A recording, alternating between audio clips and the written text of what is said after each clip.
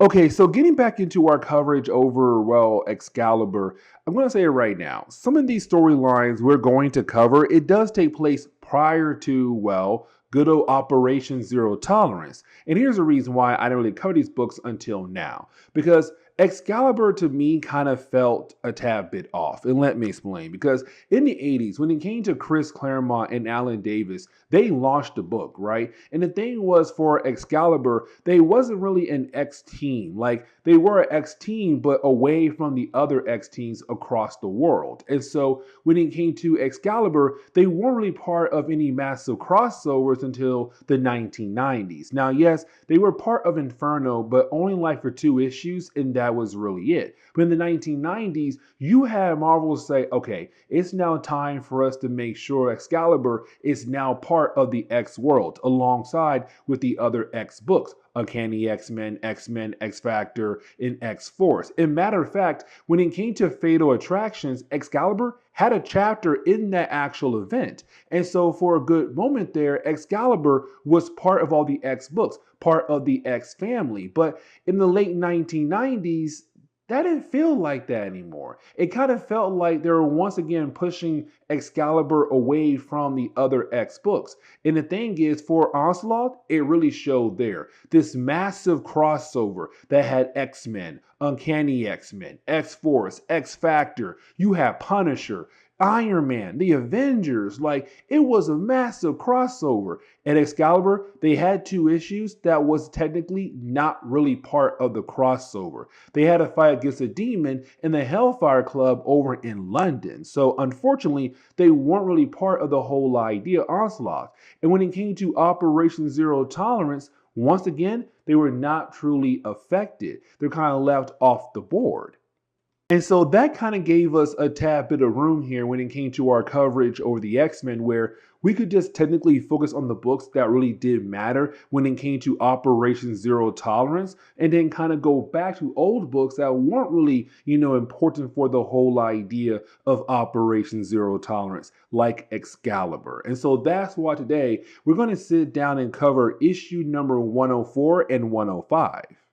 Now, this is a Douglock storyline, and for me personally, I don't hate Douglock, and he's not complicated. He's just annoying to me. I don't know why. But here's the thing. See, Douglock is the combination of 2 characters, Doug Ramsey and also Warlock. You see, back in the 1980s, you had a character known as Doug Ramsey, right? He was part of the New Mutants. The problem was that he died back in Fall of the Mutants. Now, when it came to Warlock, who was not a mutant, just an alien, he had died in the 1990s, and I want to say the Extinction Agenda. I could be wrong there. But either way, both characters died. But then in the mid 1990s, we had another event known as the Phalanx Covenant. Now, when it came to the Phalanx, what they did was they had took the dead cells of Douglock and also, well, Warlock and kind of combined the two to create Douglock. Now, for Douglock, he was part of the hive mind of the Phalanx,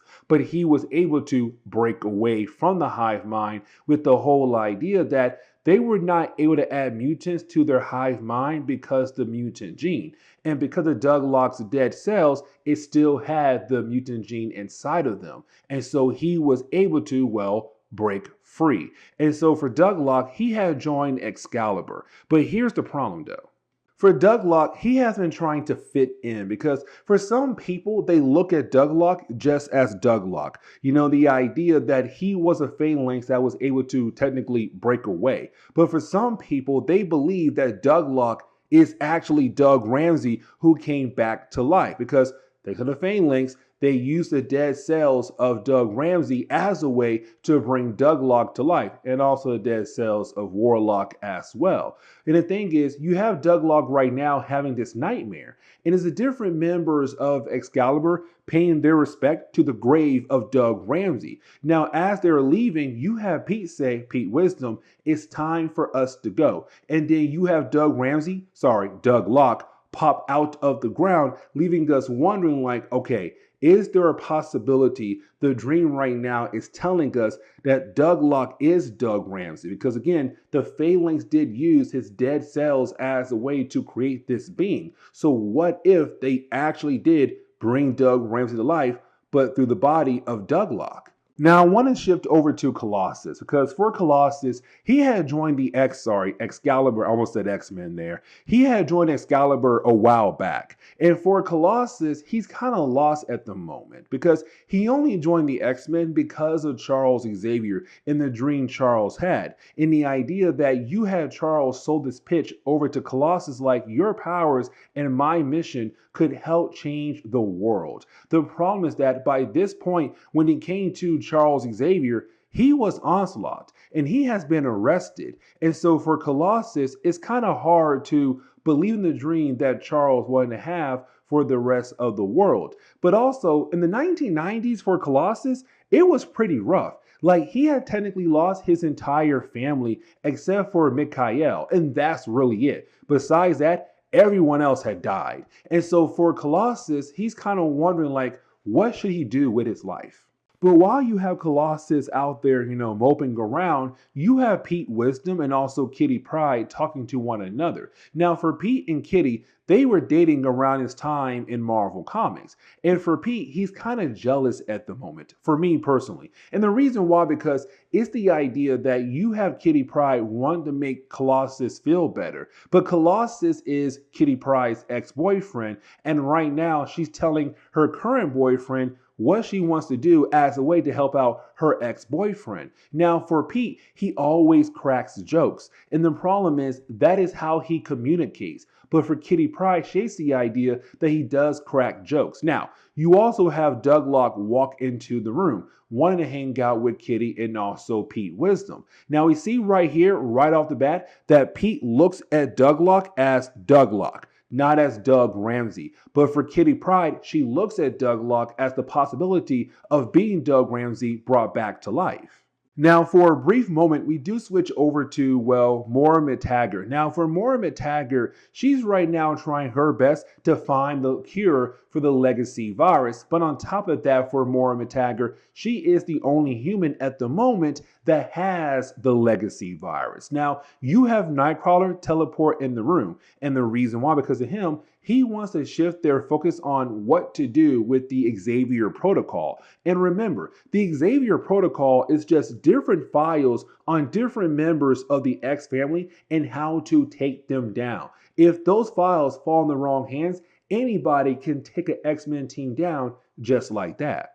Now we do kind of get over to the main part of the storyline because getting back over to Kitty Pryde, Pete, and also Douglock, is Pete just going off on Kitty Pryde because for Kitty, she really wants to believe in the possibility that this is Doug Ramsey who was brought back to life. But for Pete Wisdom, no. This being right here is just Douglock trying his best to be that person that you want him to be. And with Pete kind of going off on Kitty Pryde, you have Douglock go off on Pete because again, for Douglock, he can be anybody what they want him to be. He could be Kitty Pryde for Pete Wisdom. He could be Douglock for the entire group. He could be almost any character. But the problem is right now, Kitty Pryde having a hard time accepting the idea that no, he is not Doug Ramsey, that he is Douglock. And you have Douglock tell her like, dude, your boyfriend is the only one who was brave enough to tell you the actual truth. The problem is you're not trying to listen. And so for Kitty Pryde to get her confirmation that this is not Doug Ramsey, you have her, Douglock, and also Wolfbane traveling across the world to the grave site of where Doug Ramsey was laid at. And so for them, as they get there, they can find clues to figure out, is there a possibility that Doug Ramsey is, Douglock, who was brought back to life in a different method. Now, while you do have the three characters leave, we do see that somebody is about to attack Muir Island. And that would be the Mutant Liberation Front. Now, we have talked about this group before, but right now, you had this group going out of their way to attack Muir Island. Here's the reason why. Because this is a terrorist group that's trying their best to liberate the mutant race. But the reason why they're attacking Muir Island is because the research of the legacy virus. And right now, the legacy virus is mainly hitting the mutant race, not really hitting the human race just yet.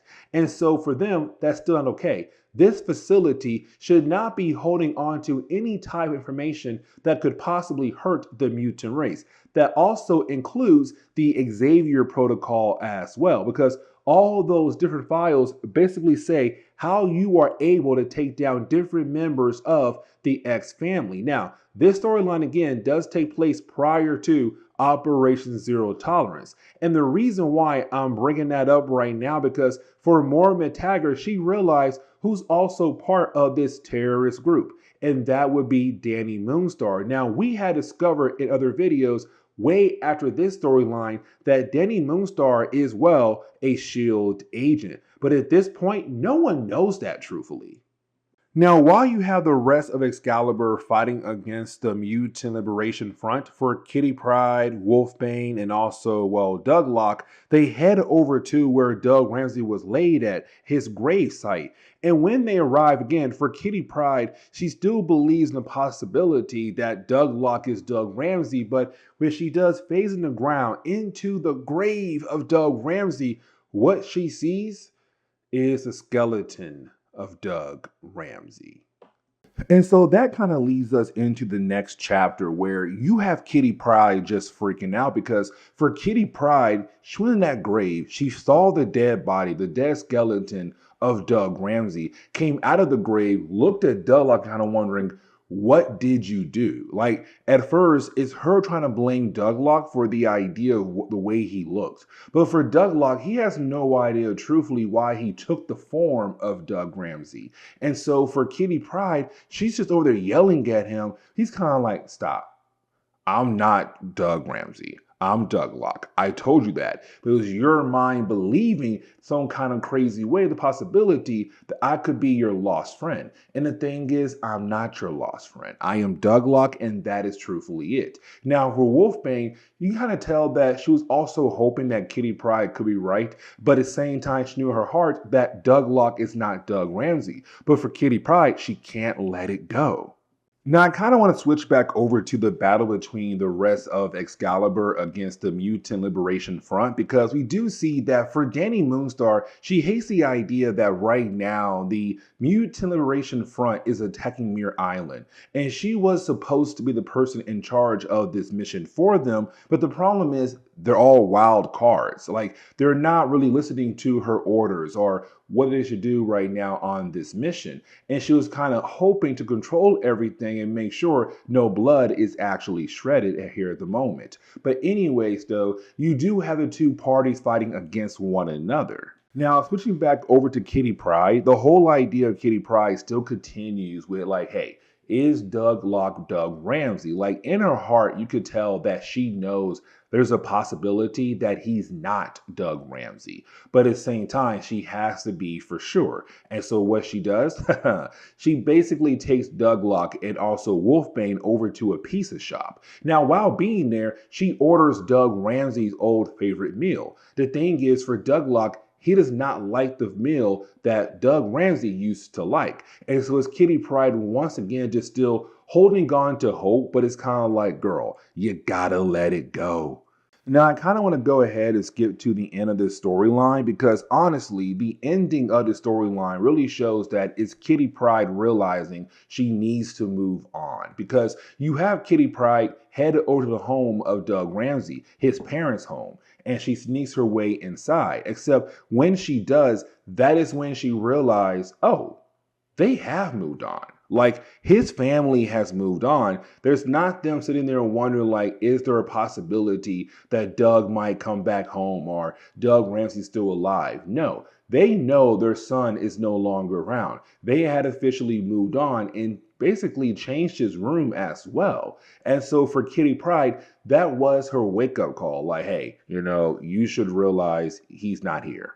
And when it comes to the Mutant Liberation Front, they do lose to the rest of Excalibur and then abort their mission. So yeah, that's the end of this two-part storyline. I kind of like it because it's Kitty Pryde, finally being able to move on because we kind of see that she was holding on to hope that Douglock was Doug Ramsey. But anyways, this is where we're going to end today's comic book video. So please leave me a like down below and subscribe. But guys, see y'all next time. Later.